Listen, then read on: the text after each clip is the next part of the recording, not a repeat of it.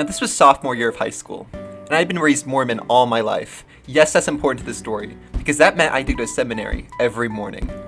Seminary is basically a class where you have to go to church and learn about Mormon Jesus every morning. Even then, I wasn't a big fan of going. No hate to any Mormons watching this. It's just never been my thing. But it's important because I had to be there every morning at 6:30. And one day, for whatever reason, we had to rush to get there. Like, wake up, get dressed, leave, rush. But we made it. I do my thing. Then I go to high school. And I'm dropped off on one side of the high school. My high school had two main buildings, and they were about a 5-minute walk from one another.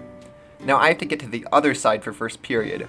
So, I take my little Jones, waving to my friends. I walk by my teacher who's manning the crosswalk. Life is good. I go to the cafeteria, and I see a couple of friends from Mormon class. They wave, and we have a little talk.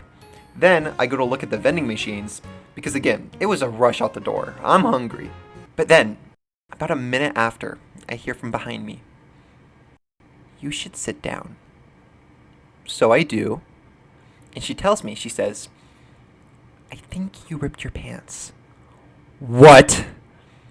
So I look, and lo and behold, not only are my pants ripped, but it had been such a rush to get to seminary that I had accidentally gone commando. And this was not a small rip, mind you. This was a pretty sizable rip on the back of my shorts. Not only did I just flash the entire cafeteria, but also that walk. The one where I walked to the other side of campus, waving to all my friends and my teacher? Who knows, I could have been butt naked at that church. Did you do this? Now, they were so nice about it. They went back to talking and tried not to drive any more attention to it. But I was so embarrassed, I just started cussing, and not at them. It was just a visceral reaction.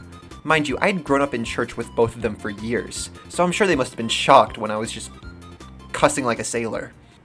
They end up having to go to class, so that just leaves me there. I don't have anything to cover up with, so I decide just to wait for the bell to ring, so everyone will be gone so I can make it out and be picked up. My only problem is that there are administrators all the time walking around trying to catch people that are skipping. So I sneak my way to the pick-up and drop-off point and put my back to the wall. And if it isn't my luck, an administrator comes walking by, and we make direct eye contact. Now, I was sure I was going to have to try and explain myself and embarrass myself even harder, but I don't know if he just wasn't feeling it that day, or he could see the loss in my eyes, but he just kept on walking. When I got home, I literally ran up to my room, put my face into my pillow, and just cried.